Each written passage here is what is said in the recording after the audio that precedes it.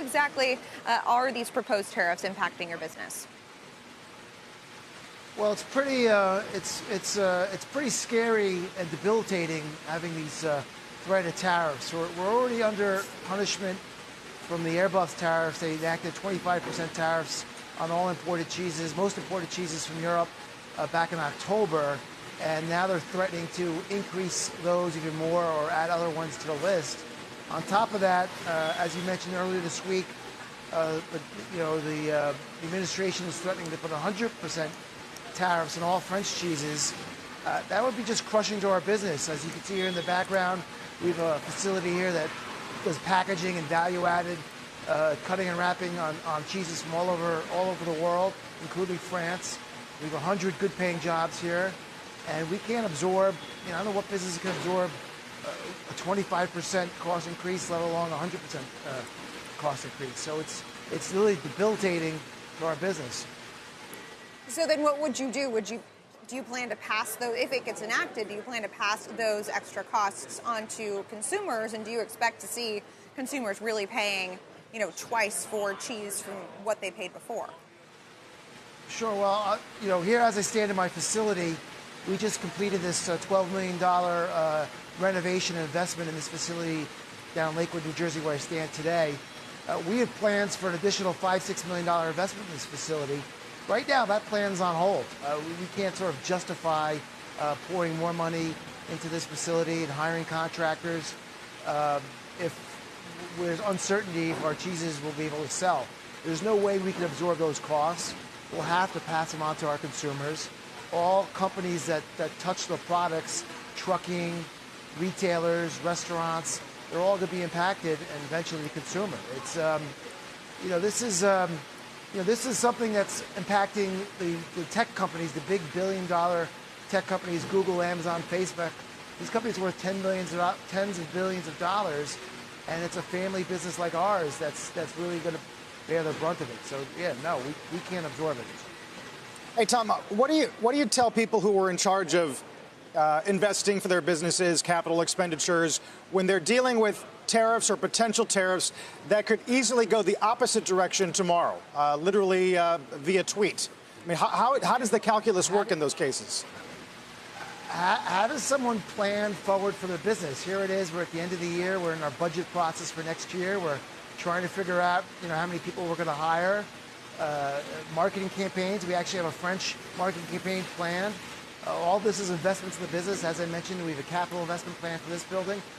All that's on hold. How could anyone sort of go forward? We're all sort of paralyzed here by the uncertainty. And, the impact of tariffs are real and have a financial impact to our business. But the uncertainty is really paralyzing to the business. I just want to go out there, hire people, talk to my customers, talk to my vendors, do the everyday blocking and tackling for our business. I got to be worried about, what's happening next. It's sort of things that are out of our control, but they're controllable if, wise decisions were being approached us in Washington. Yeah, when I hear a number of similar concerns from businesses like yours. I'm curious, it's been, a few weeks since the 25% tariff went into place. Are you seeing a reduction or a significant reduction in demand for your product? Well, this is the busiest season for cheese during the holiday season and entertaining. So typically the fourth quarter is good for us. In anticipation of the tariffs, because we were uncertain if they would come or not, we bought a lot of inventory ahead of time. So certainly the suppliers overseas, those are the ones that the government was looking to impact. They didn't get impacted because we bought the goods. It impacted us financially. We have to have a higher carrying cost of inventory, more storage, more warehousing costs.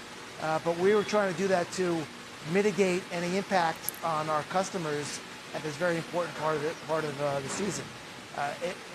We'll see how things bear out as we go into next year. Obviously, when it comes to cheese, you can't build up too much of an inventory. It has a shelf life. I think the Scotch importers brought in about a year's worth of Scotch to mitigate that, but that stuff holds. But we've certainly made major investments on our cost structure at least to maintain it, but that's not sustainable. And come next year, we'll have to pass on those increases to our customers. And your distributors include Walmart, Aldi, Whole Foods. What has been the discussion with retailers like those about pricing discussions and pricing changes for imported cheeses? Sure. No, we've been open and honest with our customers. As you mentioned, many retailers.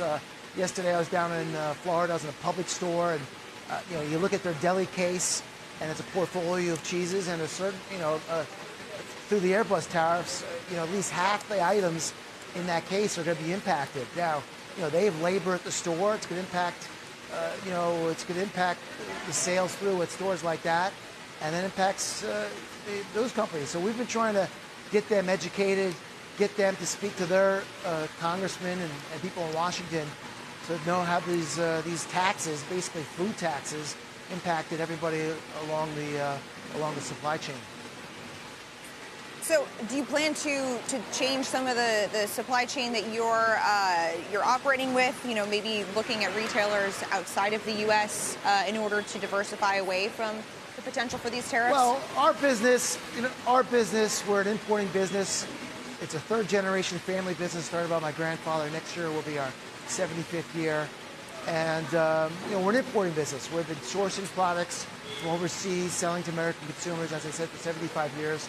Products that you typically can't find here, and products that customers demand. So we don't really have a network of customers in other countries. We do some business in Canada. It's a good market, but it's a relatively smaller market.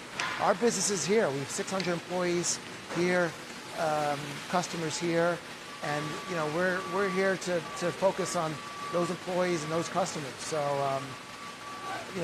we're just gonna try to do the best of it. Hopefully these tariffs don't last, and cooler heads will prevail, and we'll be able to go back to normal of how we're just operating our business.